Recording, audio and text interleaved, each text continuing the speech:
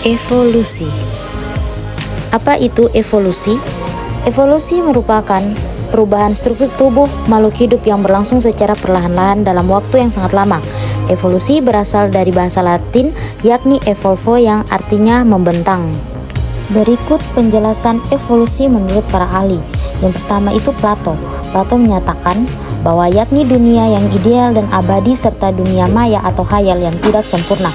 Kedua dunia tersebut dapat dipahami dengan menggunakan indera manusia. Dikatakan evolusi akan mengubah dunia yang organismenya sudah ideal dan beradaptasi sempurna dengan lingkungan. Yang kedua, Aristoteles. Aristoteles menganut teori skala alami. Dikutip situs Kementerian Pendidikan dan Kebudayaan Kemendikbud, teori yang disampaikan Aristoteles membahas bahwa semua bentuk kehidupan disusun menurut suatu skala atau tangga yang kompleksitasnya meningkat ke atas. Menurutnya, setiap bentuk kehidupan makhluk hidup mempunyai suatu tangga dengan anak tangga masing-masing yang ada pada tingkatan yang berbeda.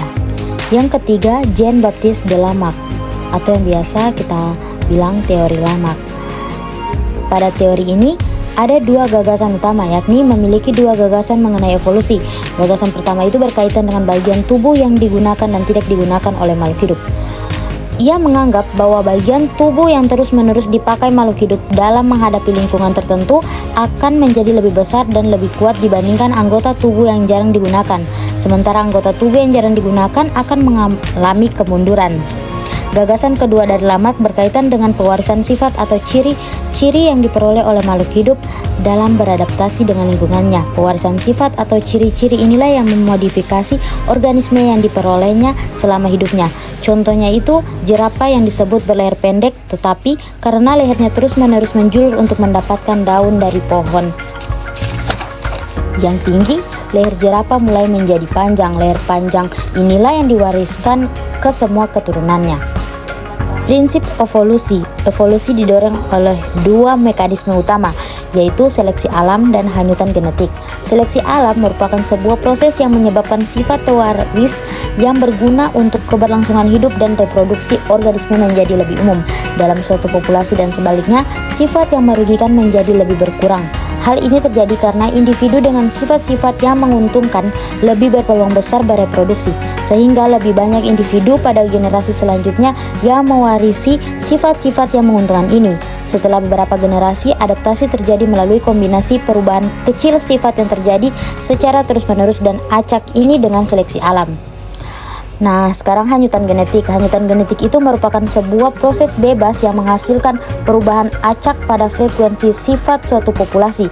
Di dalam manusia terdapat naluri yang berada di dasar diri kita yang dapat digali melalui berbagai pendekatan yang dibahas di dalam buku Martido Ketakutan, Keserakaan, dan Keawasan Sebuah Evolusi Peradaban edisi revisi. Hanyutan genetik dihasilkan oleh probabilitas apakah suatu sifat akan diwariskan ketika suatu individu bertahan hidup dan bereproduksi. Walaupun perubahan yang dihasilkan oleh hanyutan dan seleksi alam kecil, perubahan ini akan berakumulasi dan menyebabkan perubahan yang substansial pada organisme. Proses ini mencapai puncaknya dengan menghasilkan spesies yang baru.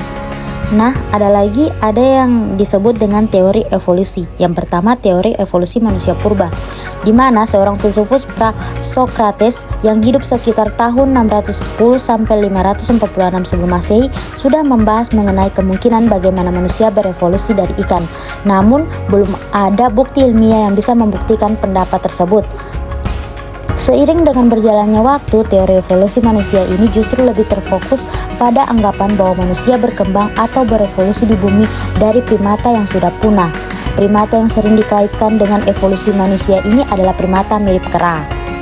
Yang kedua itu teori evolusi Charles Darwin. Sebenarnya informasi mengenai manusia yang berevolusi dari kera muncul karena teori evolusi menurut Charles Darwin dalam buku The Origin of Species yang mengemukakan tentang teori evolusi ditulis oleh Charles Darwin, menyimpulkan semua makhluk hidup berasal dari nenek moyang yang sama dan berhubungan antara satu sama lain. Menurut Darwin, dalam buku tersebut proses mutasi genetik dari nenek moyang yang sama mengakibatkan terjadinya proses evolusi dan munculnya berbagai spesies baru. Darwin membayangkan evolusi manusia seperti pohon. Batang pohon yang tunggal dan akarnya merupakan nenek moyang makhluk hidup. Sedangkan ranting dan daun pohon menjadi spesies baru yang lahir karena proses mutasi genetik. Proses mutasi genetik tersebut dapat terjadi karena seleksi alam dalam waktu yang lama.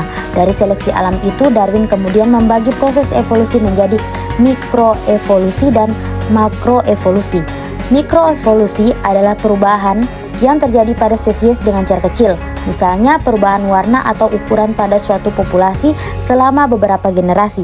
Sementara makroevolusi adalah perubahan karena seleksi alam yang mampu menciptakan spesies yang baru, misalnya perubahan dinosaurus menjadi burung, mamalia amfibi menjadi ikan paus, dan nenek moyang kera menjadi manusia.